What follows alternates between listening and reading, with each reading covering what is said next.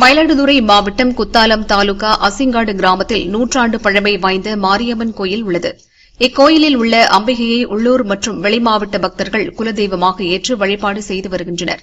இதே கிராமத்தில் உள்ள விநாயகர், முருகன், மகாலிங்க சுவாமி, பிடாரியம்மன், மன்மத சுவாமி, மண்ணடி வீரன், பேச்சியம்மன், நவகிரகங்கள் உள்ளிட்ட 9 தெய்வங்களுக்கு தனித்தனியாக 9 கோயில்கள் உள்ளன. இந்த கோயில்களின் திருப்பணிகள் முடிவு பெற்று 13ஆம் தேதி யாகசாலை பூஜைகள் துவங்கியது. இன்று காலை கும்பாபிஷேகம் நடைபெற்றது. சிவாச்சாரியார்கள் கோயில் கோபுரங்களுக்கு புனித நீரூற்றி கும்பாபிஷேகத்தை நடத்தி வைத்தனர். சுற்றுப்புற கிராமத்தைச் சேர்ந்த மக்கள் விழாவில் திரளாக பங்கேற்று சுவாமியை வழிபட்டனர்.